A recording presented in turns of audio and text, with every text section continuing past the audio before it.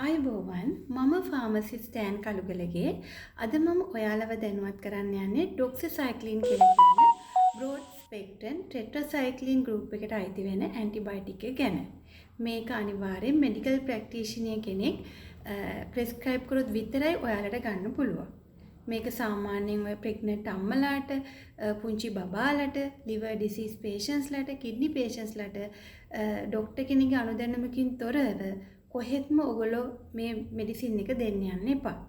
ඊළඟ දේ තමයි මේක සාමාන්‍යයෙන් බොහෝමයක් ඉන්ෆෙක්ෂන්ස් වලට, ඇක්නි අවස්ථාවලදී, මැලේරියා ප්‍රොෆිලැක්සිස් එකට, ලෙප්ටෝස්පයිරෝසිස් ප්‍රිවෙන්ෂන් එකට ට්‍රීට්මන්ට් වලට ඩොක්ටර්ස්ලා ප්‍රෙස්ක්‍රයිබ් කරනවා. මේක අපිට බිෆෝර් මීල් ගන්න පුළුවන්, ආෆ්ටර් මීල් ගන්න පුළුවන්. බිෆෝර් මීල් ගන්නවා නම් ඔයගොල්ලෝ 30 minutes upright position එකේ ඉන්න ඕනේ. නැත්නම් උරනේ throat irritation නැති වෙන්න පුළුවන්. esophagus එක damage වෙන්න පුළුවන්.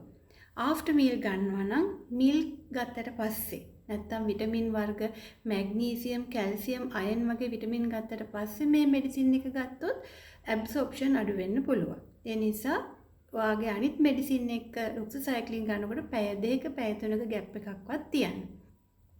ඊළඟ දේ තමයි මේ මෙඩිසින් එක ගන්න කාලවකවානුව තුළ ඔයගොල්ලන් හිරු එළියට යාමෙන් වළකින්න ඕනේ. මොකද මේක ඔයගොල්ලන්ගේ ස්කින් ඉරිටේෂන් නැති වෙන්න පුළුවන්.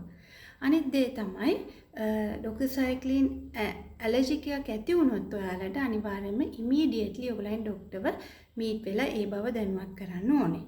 ඉතින් සාමාන්‍ය ඩොක්සිසයික්ලින් ඇන්ටිබයොටික් එක full of glass of water, ඒ කියන්නේ 200 ml වත් වතුර පානය කරන්න ඕන ඩොක්සිසයික්ලින් ඇන්ටිබයොටික් එකත් එක්ක. ඊළඟ දේ තමයි සාමාන්‍ය ඇන්ටිබයොටික් එකක් ගන්න කෝස් එකක්නේ.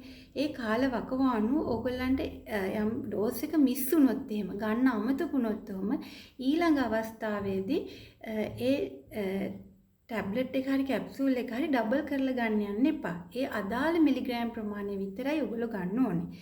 ඉතින් මේක ඇන්ටිබයොටික් එකක් නිසා අනිවාර්යයෙන්ම ෆුල් කෝස් එක ගන්න කියලා මම ඔයාලට ඇඩ්වයිස් කරනවා.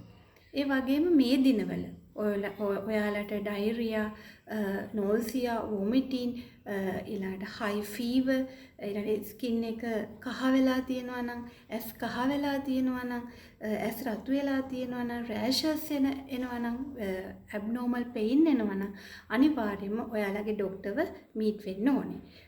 ඉතින් මම අපේ දැන් ඩොක්සිසයික්ලින් ඇන්ටිබයොටික් එක මම කිව්වා අඳුරන කෙනෙක් කිව්වයි කියලා භාවිතා කරන්න යන්න එපා. අනිවාර්යෙන් මෙඩිකල් ප්‍රැක්ටිෂනර්ගේ අනුදැනුම ඇතුව භාවිතා කරන සම්පූර්ණ ෆුල් කෝස් එක මම නැවත වාරයක් කියන්නේ මේක හරිම වැදගත් නිසා ඇන්ටිබයොටික් එකක් නිසා සම්පූර්ණ ෆුල් කෝස් එක ඕගොල්ලෝ ෆලෝ අප් කරන්න ඕනේ. ඉතින් තවත් එක මෙඩිසින් එකත් එක්ක අපි නැවත හමු වෙමු. Stay safe, stay healthy. Thank you.